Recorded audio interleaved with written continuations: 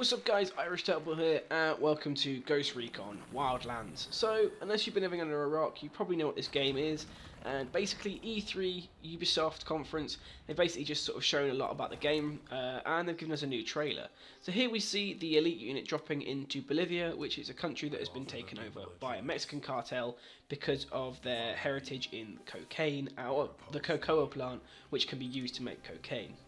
Now, before I continue, just want to say, this is basically just a brief intro to the game. If you know stuff about like Tom Clancy's Ghost Recon already, this specific game, rather Wildlands, feel free to look at the comments below for a description. I'll put a link to when I start talking about the actual gameplay that comes later on in the video.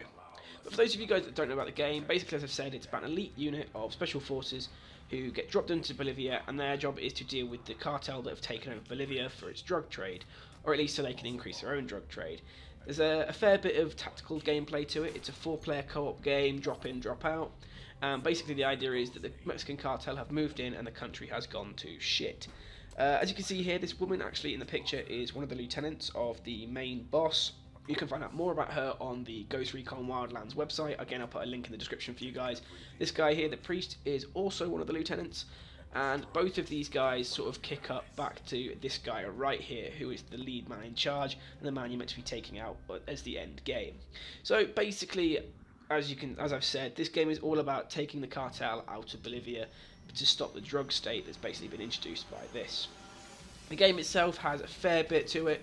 It's got, like, obviously, as you can see here, air-to-ground combat, vehicle-to-vehicle combat, which you'll actually see in gameplay later. It has the ability for you to, obviously, when you're playing with 4 players, you can set up these sort of choke points.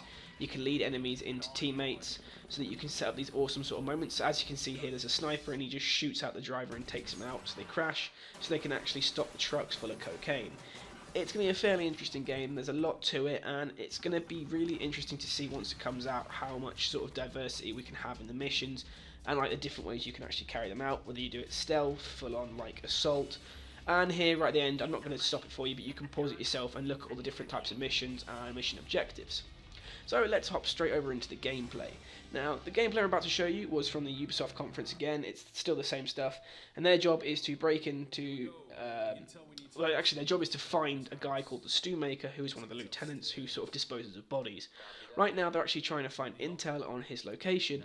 So the idea here is we're actually seeing one of the players sneak into... a small outpost to try and get intel on his location. So as you can see here, you can sort of see some of the high action stealth gameplay where you sort of run in, you kill enemies as quickly as you possibly can to maintain stealth. So you don't have to be like slow and methodical. As long as you're quite quick about it, you can actually deal with enemies as the same level as you would with the stealth option. Obviously now he's going a little bit louder, but he's still moving quite cautiously. And obviously that's the same sort of thing we expect from a Ghost Recon game, with that sort of tactical gameplay. And this is sort of, obviously, you know, you might know it's a sort of staple for Tom Clancy games, the tactical movement, the tactical gameplay, information gathering as you sort of go through it, and you know, it's the sort of things we expect from this kind of game. Now obviously, as I've said before, the game is set in Bolivia, and it's actually an open world. You can go anywhere, you can do anything you want at any times, and because of this they've obviously implemented vehicles. So specifically here you've got a helicopter, which one of the other co-op players is actually driving at the minute, and they're heading out towards the location of El Pozzolero. I can't say his name. I think that's his name. Whose nickname is the Stew Maker. And obviously here you can see the cinematic shots of Bolivia as you fly over, with all the different lighting effects and all that sort of cool stuff.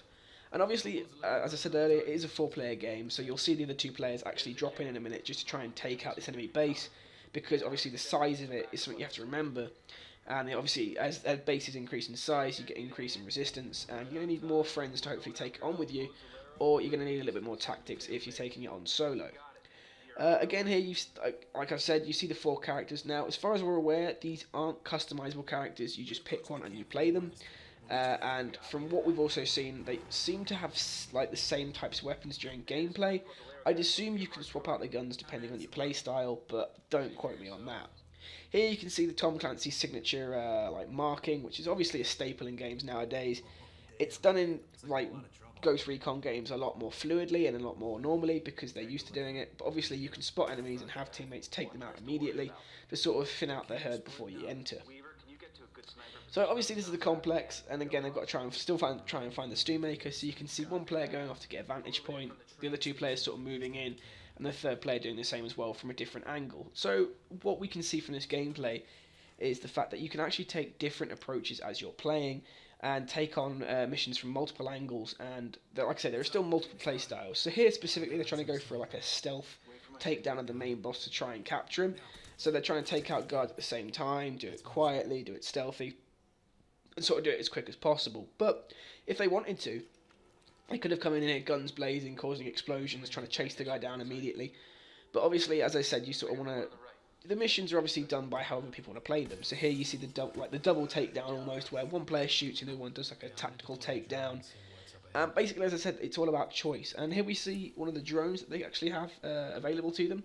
So you can do a bit of reconnaissance without actually sort of getting yourself into any sort of spot or bother. You can use the recon drones, because obviously the Ghost Recon Wildlands, the ghosts are meant to be like technologically advanced. They've got like the top end of gear. It's on the top end of the spectrum, and I think the time period this is set in is sort of a couple of years in the future now, when this is the sort of thing we can sort of expect to see. So obviously, as I've said before, we've got all the different characters all moving in like they're moving in on the same objective, but they can move separately of each other. They don't have to sort of stick together to complete the objective. They can sort of go in their own directions, and they have to try and find the location of the guy anyway, because they know which area he's in, but it still requires reconnaissance to find out where in the complex he actually is. So even though we get the gathering of intel, you have to do more and more of it as you play, simply to try and find the enemies, or the specific enemies that you're looking for. Which actually means that, it's not going to be a cakewalk of a game. It's going to still require a lot of skill and time and patience. And there you see, he takes out an enemy before his teammates get spotted. So again, it's going to take a lot of teamwork for this game to work properly. And you're probably going to benefit from having 3 other friends to play with, because we're not sure how the AI is going to work yet. We haven't really seen that when we've been playing. So here we see the fact that the enemies actually get alerted, but as long as you do it quick enough, they don't alert anyone else in like the base. So it's obviously that sort of signature Tom Clancy's quite brutal, fast-paced combat, where as long as you sort of keep to a speed where everything works well, you can recover from it like sort of not quite being stealthy. But obviously, as I said before, there were different methods to use. So you're about to see here the fact that the stealthy method they're using actually starts to backfire a little bit, and it then becomes a case of this high-octane chase where they have to try and catch him down while they're dealing with all these enemies. So as you saw there, he went to a loud weapon and he heard him. So now the target's running away and he's got in a vehicle, and we have this emergent gameplay sort of coming out where there's now like a chase for this vehicle to try and take it off the road so they can capture him. So thankfully it means that this game's probably going to have a lot of replayability.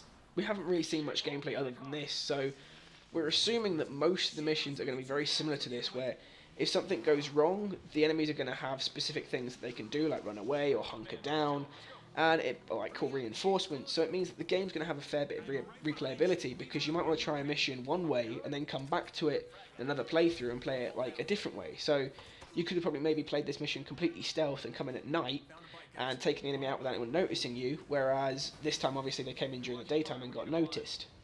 So it's definitely a game to look forward to. If you haven't looked into this game at all, it's definitely worth looking at some of the stuff they've shown, going onto their website. I'll leave a link in the description below, as it's such a great game. It offers so much variability to the open world, to the Tom Clancy universe, and especially the Ghosts, because obviously, like I say, you have that technological advance, and like the teamwork that they're introducing here with the 4-player co-op is something we haven't seen in one of their games to this scale before.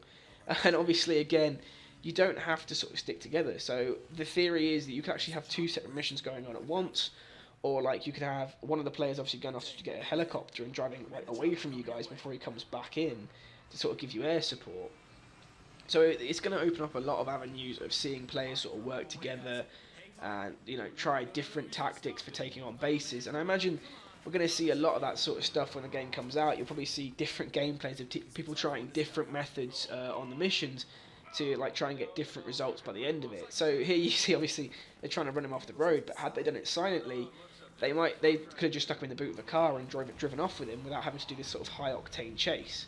Granted, it is fairly cinematic. It looks pretty cool, but obviously maybe you wouldn't want to have gone for that. You might have just wanted to sort of get in and get out as the tactical stealth players you're meant to be. And here we see that sort of the fact that even on the vehicles you can sort of jump off. There's a constant level of like, it's constant movement. There's nothing that really stops you from moving. If you've not noticed during the gameplay, it's always moving.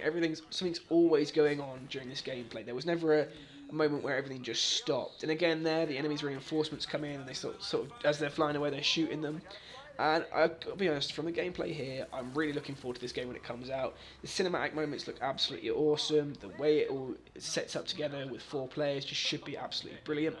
But obviously, let me know what you guys think of the gameplay and what thoughts you have about Ghost Recon in the comments below. Like and subscribe if you enjoyed, and I'll see you in the next one.